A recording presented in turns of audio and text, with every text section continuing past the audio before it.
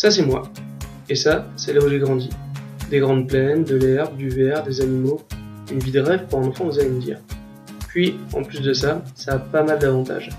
Avec une cuisinière comme ma mère qui utilisait au mieux les productions de mon père, j'ai toujours eu l'impression de manger dans un restaurant 3 étoiles.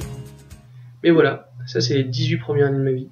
Après, direction les études, les grandes villes, et au revoir les beaux paysages, le calme de la campagne et les bons petits plats de maman. La pire étape dans le changement, ça a été les premières courses. Impossible de comprendre d'où venaient les produits, qui étaient les producteurs, la qualité. Et pour rendre le jeu encore plus drôle, je commence à m'intéresser aux problématiques agricoles. La crise du lait, l'effondrement des prix du céréales, la déconnexion des consommateurs avec les producteurs. Donc quand en plus de ça tu prends le facteur humain dans tes choix, faire des courses devenait un véritable casse-tête. Alors j'ai décidé de me renseigner, lire, écouter, échanger, mais en fait je pense avoir trouvé plus de questions que de réponses. Et apparemment, je ne suis pas le seul. Je me demande si les nouvelles formes d'agriculture, comme la permaculture, la pisciculture ou même les fermes sur les toits des villes, peuvent subvenir aux besoins en alimentation de toute la planète. Alors du coup je me pose une question. À l'heure actuelle on constate qu'il y a quand même une prise de conscience du public quant à sa façon de consommer. Et je me demande si les dirigeants mettent tout en œuvre pour limiter réellement l'utilisation de pesticides par exemple sur nos cultures.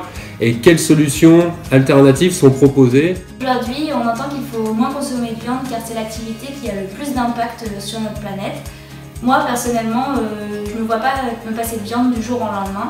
Alors j'aurais aimé savoir si on était obligé de tous arrêter de consommer de la viande ou alors si une réduction de notre consommation serait suffisante. Je suis agricultrice. Pour moi, une des problématiques de ce métier, c'est l'influence des médias sur les consommateurs. C'est-à-dire qu'à chaque fois qu'il y a un scandale alimentaire dans l'industrie, les gens ont tendance à un petit peu nous mettre tous dans le même panier. Alors à ce moment-là, on devient pollueur, on nous accuse de maltraitance animale, de tuer les abeilles. La liste, elle est vraiment très longue. Je pense qu'on est tous conscients qu'il y a des problèmes sur notre alimentation, d'un point de vue éthique et d'un point de vue environnemental. Donc ma question, c'est comment fait-on évoluer les choses et à qui est-ce de prendre ces décisions? Est-ce que c'est à des politiques?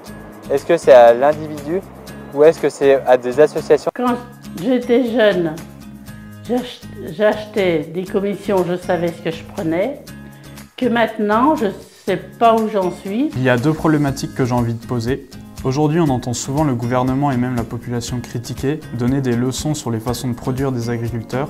On veut une agriculture plus durable, locale, avec de la traçabilité. Mais comment se positionne la France par rapport à tout ça, alors qu'elle a signé les accords du CETA et veut signer les accords du Mercosur avec l'Amérique du Sud? On parle aussi souvent d'Europe, mais quelle est la véritable place de l'agriculture française au sein de l'Union européenne, alors qu'il y a très peu d'harmonisation des réglementations entre les pays européens? Si on résume, on mange minimum 3 fois par jour, et on se pose toujours autant de questions sur ce qu'on a dans notre assiette. Bon, moi qui ai grandi dans une ferme et qui ai regardé la plupart des documentaires qui traitent de ces problématiques, j'ai l'impression qu'il y a comme un souci. À chaque fois on aborde une problématique où on essaie de détailler une solution, mais on n'a jamais une vision globale de ce qui se passe dans l'agriculture. En plus, on nous fait croire que du jour au lendemain, l'ensemble des agriculteurs français pourraient passer en mode permaculture et sauver le monde.